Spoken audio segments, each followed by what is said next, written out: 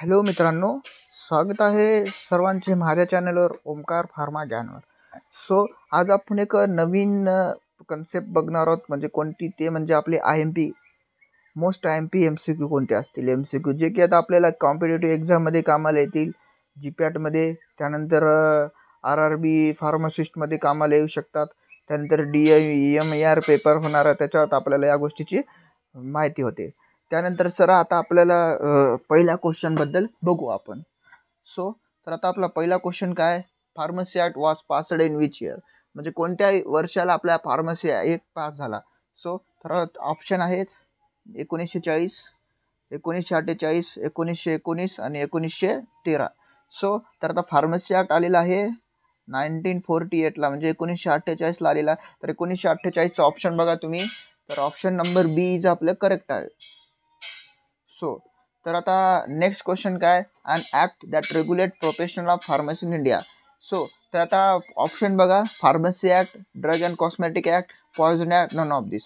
आता आपल्याला काय विचारले की professional of pharmacy in India, म्हणजे आता आपलं प्रोफेशनल वाढवणार फार्मसीचं हे कोणत्या ॲक्टमध्ये आहे, तर फार्मसीच्या ॲक्टमध्ये आहे. Pharmacy act. Option A is correct. हे बघा. आता नेक्स्ट काय, नेक्स्ट कोणता क्वेश्चन आहे बघा, pharmacy act come into force on. Me lecture सुरू होताना सांगितलं होतं की आपल्याला त्याचं 1948 माहीत आहे, पण कधी झाला पास त्याची फुल डेट पण विचारतात. तर आता आपण ऑप्शन काय म्हणते, कम फोर्स इन.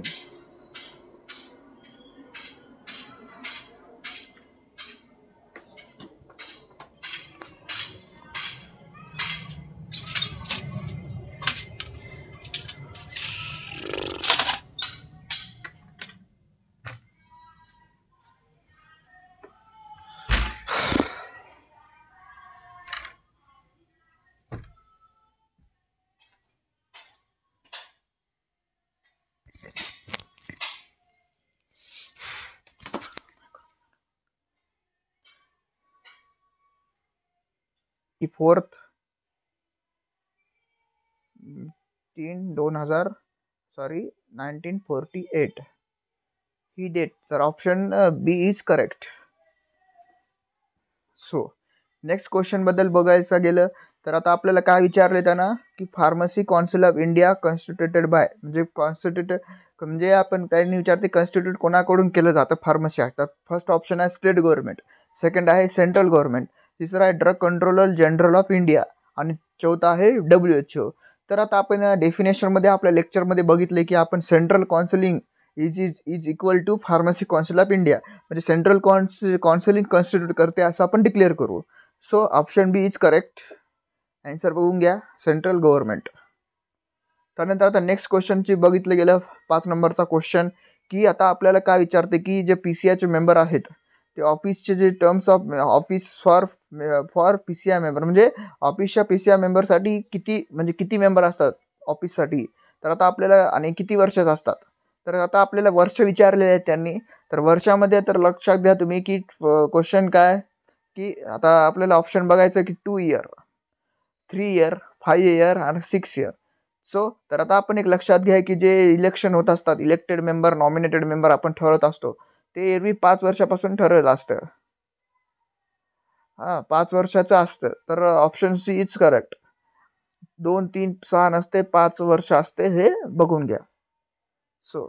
बघा आन्सर. आता नेक्स्ट क्वेश्चन बद्दल बघायला गेलं समजा आता आपण, तर आता नेक्स्ट क्वेश्चन बद्दल बघितलं आपण, तर त्यामध्ये काय म्हणते, president and vice president of PCI are elected by, म्हणजे PCI जे त्यांचं प्रेसिडेंट आणि व्हाईस प्रेसिडेंट ठरवते हे कोणाला इलेक्टेड करते, म्हणजे कोण असतात ते लोक, त्यांना तो इलेक्टेड करत असतो. म्हणजे सोप्या जर आपण म्हटलं तर PCI त्या असे ते लोक आहेत, ते पद भरण्यासाठी कोणते मेंबर घेत असतो. तर ऑप्शन बघा, सेंट्रल गव्हर्नमेंटचे member of PCI, state pharmacy council register.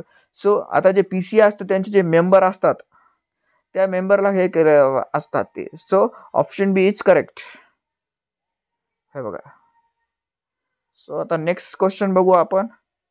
Next question मध्ये बघायला गेलं तर आता आपला काय विचारते बघा, education qualification of pharmacist registration is decided by.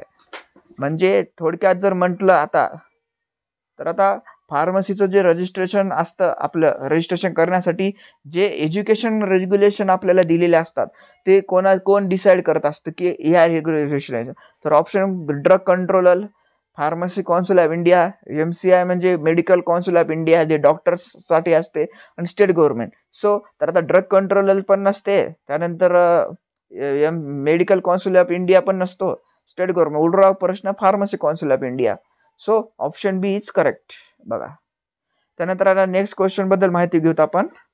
आता नेक्स्ट क्वेश्चन बद्दल माहिती घ्यायची आता आपल्याला. त्या क्वेश्चन मध्ये काय विचारते ते बघा आता. सो तर आता आपल्याला बघायला गेलं which section of pharmacy act म्हणजे कोणता सेक्शन आहे असा pharmacy act. Penalties of false claiming a beginner register pharmacist म्हणजे जे चुकीचे असतात म्हणजे त्यांच्यावर पेनल्टी बसली असते असे कोणते सेक्शन आहे की त्यामध्ये फॉल्स क्लेम म्हणजे रजिस्टर फार्मासिस्ट नसताना पण तो रजिस्टर फार्मासिस्ट असल्यासारखं दाखवणं सरळ. सो ते कोणत्या सेक्शन अंतर्गत येते. तर आता खाली 4 सेक्शन दिलेत आपल्याला. फर्स्ट सेक्शन आहे 28, दुसरा आहे 33, तिसरा आहे 36 आणि सेक्शन 40. सो तर आता आपल्याला बघायला गेलं तर सेक्शन 36 आहे. हे सेक्शन आपल्याला सिलेबसमध्ये नाही, फक्त हा सेक्शन एक नवीन आहे.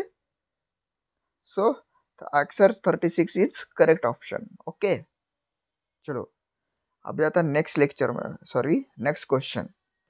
Which body maintain the central register of pharmacy. आता काय म्हणते आपल्याला की विच बॉडी मेंटेन म्हणजे आता बघायला गेलं तर आता आपल्याला एक गोष्ट लक्षात घ्यायची की जे बॉडी मेंटेन असतं त्यांची जे की सेंट्रल रजिस्टर ऑफ फार्मासिस्ट, ते सेंट्रलचं रजिस्टर करण्यासाठी फार्मसी कौन्सिल ऑफ इंडिया असतो, स्टेट का pharmacy council, drug control advisory बोस का DGI. So option B is correct. Pharmacy council का इंडिया हे असतं आपल्याला सेंट्रल रजिस्टर. त्यानंतर जर आता बघायला गेलं आपण तर स्टेट फार्मसी काउन्सिलिंगचं काम असते की स्टेट रजिस्टर असतं. आपण इथे लिहितो स्टेट रजिस्टर.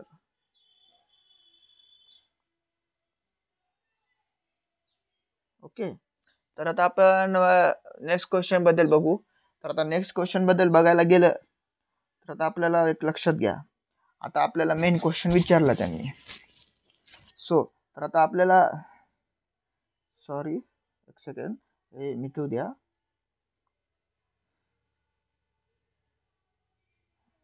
न्यू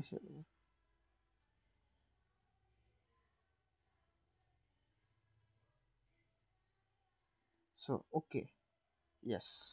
सो तर आता आपल्याला 14 नंबरचा क्वेश्चन काय विचारायला लक्ष द्या. तर आता 14 नंबरच्या क्वेश्चनमध्ये बघायला गेलं आपण. सो तर approved of institute is granted by PCI. म्हणजे याचा अर्थ काय होतं की आपला अप्रूव्ड कोण देणार इन्स्टिट्यूटला म्हणजे. आणि हे तर जर PCIला काय केल्यावर त्यांना अप्रूव्ड देतो इन्स्टिट्यूट म्हणजे एखादं नवीन कॉलेज आहे त्या कॉलेजमध्ये आपण अप्रूव्ड ऑफ इन्स्टिट्यूटबद्दल माहिती घेतली तर तिथं एक PCIची कमिटी जाते, इन्स्पेक्शनच्या गोष्टी वगैरे करत असतं, नंतर अप्रूव्ड ॲप्लिकेशन दिलं आहे, सगळ्या गोष्टीची आपण माहिती बघितलेली आहे. आणि आपण हा क्वेश्चन IMP आपल्या मागच्या व्हिडिओमध्ये बघा तुम्ही, IMP क्वेश्चनमध्ये पण हा क्वेश्चन आपण टाकला आणि त्याचं MCQ पण आपण आता सॉल्व्ह करणार आहोत.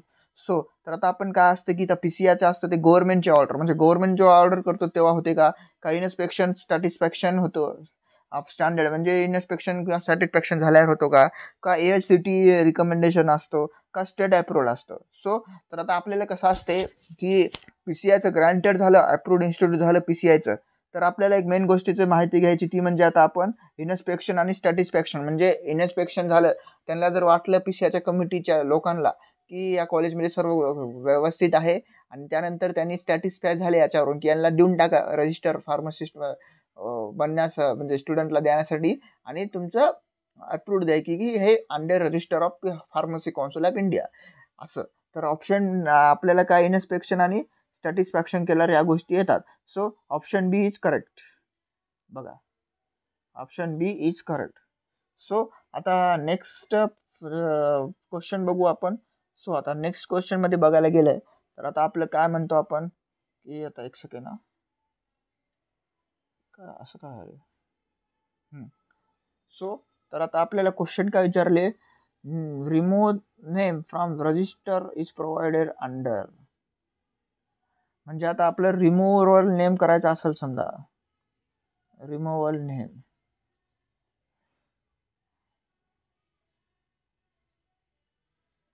तर आपल्याला या गोष्टी काही गोष्टीची माहिती घ्यावी लागेल. सो तर आता आपण बघायला गेलं समजा,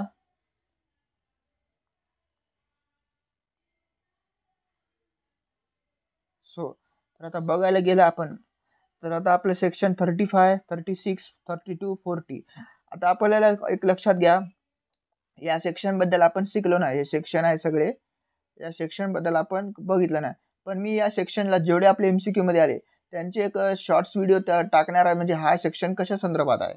सो तर आता आपण MCQ सॉल्व्ह करू. MCQ सॉल्व्ह करण्यामध्ये करताना आपल्याला सो एका गोष्टीची काळजी घ्यायची आहे, ती म्हणजे रॉंग होऊन द्यायचं नाही आपलं क्वेश्चन. आता त्यामध्ये आता आपण बघितलं की सेक्शन 35 कशासाठी आहे, आता आपण बघणार आहोत 36 कशासाठी आहे, 32 कशासाठी आहे. सो तर आता आपल्या रिमूव्हल ऑफ नेम करण्यासाठी सेक्शन 36 च्या अंडर येत असतं. Option B is correct. त्यानंतर 16 नंबरचा क्वेश्चन काय म्हणते की बघा आता आता याचं आता आपण ओके असं झालं. Okay okay okay okay okay तर आपले थोडं मागे पुढे झालं. IPL against decision of state pharmacy counselling are made by. आता समजा याच्याबद्दल जर बघायला गेलो आपण, सो तर आता स्टेट फार्मसी काउन्सिलिंग असती ते फक्त अंडर येत असते स्टेट फार्मसी गव्हर्नमेंटच्या अंडर. स्टेट गव्हर्नमेंट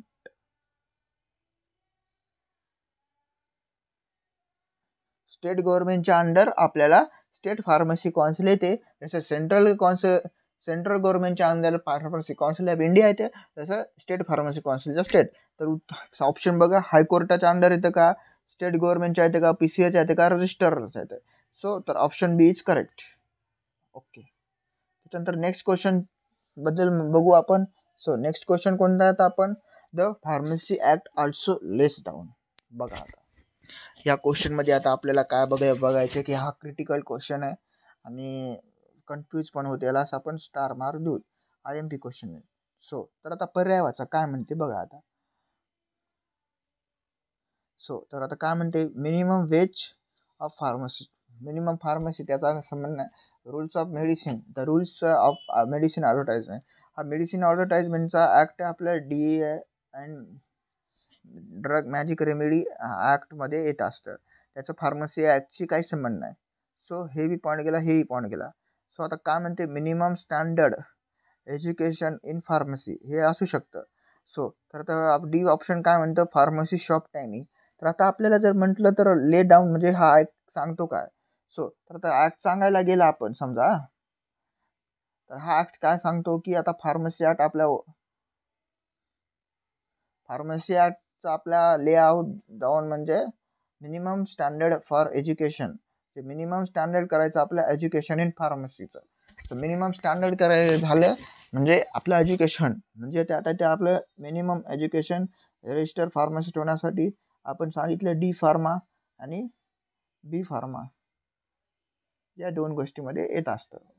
त्यानंतर option C is correct. Okay बघून घ्या. सो आता नेक्स्ट क्वेश्चन बद्दल माहिती घेऊ आपण.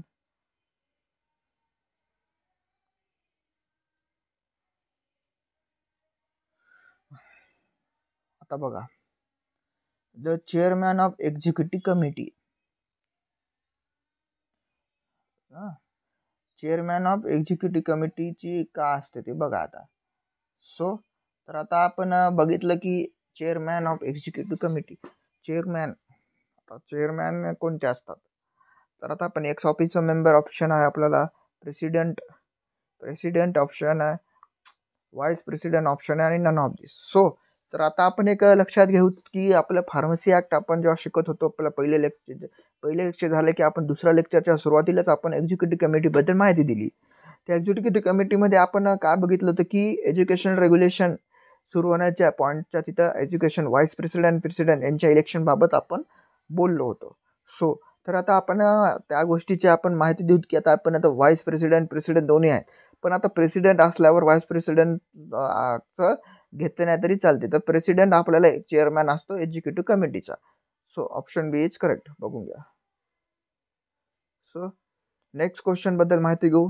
कोणता क्वेश्चन आहे आता आता आपला हा नेहमी विचारणारा क्वेश्चन 19 नंबरचा.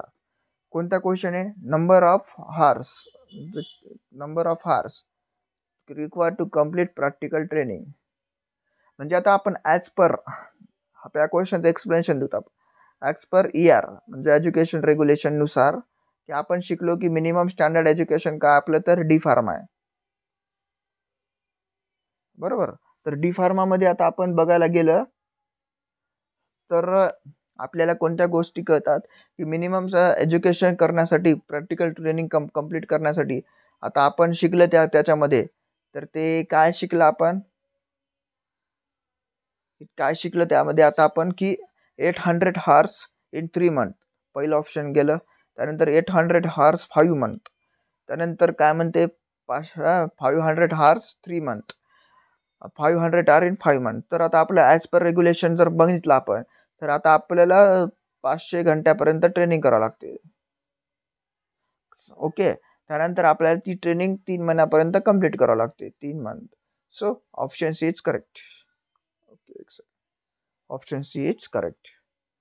सो आता आपण लास्ट क्वेश्चन बघूत कोणता आहे आपला फार्मसी ॲक्टचा.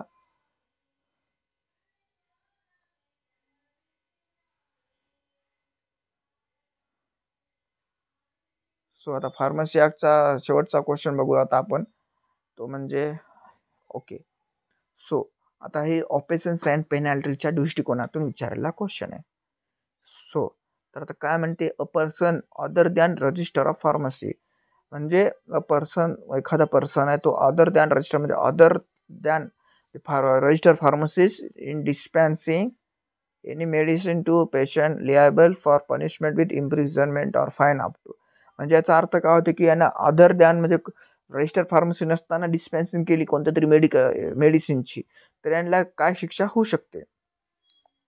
तर काय होते शिक्षा काय 3 मंथ 300 हार्स फाईन, इम्प्रिझनमेंट तुरुंगवास, फाईन म्हणजे दंड, 3 मंथ 500 आर हे पण त्यानंतर 12th आर हे. सो तर 6 मंथाची आता कसं असते इम्प्रिझनमेंट आपल्याला लागते 6 मंथची आणि फाईन लागत असतो 1000 रुपये. ओके. बघा आन्सर पण आपलं 1000 आहे. तर ऑप्शन सी हे करेक्ट आहे. So thank you.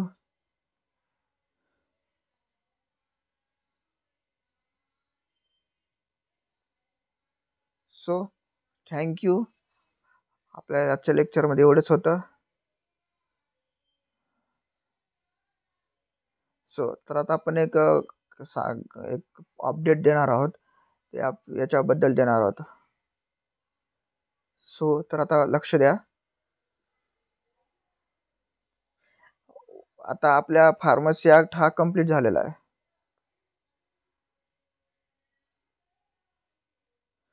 सो आपला फार्मसी ॲक्ट पूर्णपणे कंप्लीट झाला आहे. सो तर आता हे आपला पहिला ॲक्ट होता. आता आपला दुसरा ॲक्टचे क्वेश्चन पण लवकरच येणार आहेत. पॉयझन ॲक्ट म्हणतो त्याला आपण. पॉयझन ॲक्टचे पण क्वेश्चन येणार आहेत लवकरच. पॉयझन ॲक्ट 1919 हे 1948. त्यानंतर आता आपण तिसरा ॲक्ट पण महत्त्वाचा सुरू करणार होतो म्हणजे DMR ॲक्ट. या सगळ्याची आपण डिटेलमध्ये गोष्ट बघणार आहोत. सो तर आजच्या लेक्चरमध्ये तुम्हाला सगळ्या गोष्टी समजायला असतील. सो आजच्या लेक्चरमध्ये सर्व गोष्टी समजल्या असतील आणि तुम्हाला जर माझे चॅनल आवडले असल्यास लाईक शेअर आणि सबस्क्राईब करा जेणेकरून तुम्हाला तुमच्या सर्व प्रकारच्या अपडेट आपण मिळून जातील. Thanks for watching this video.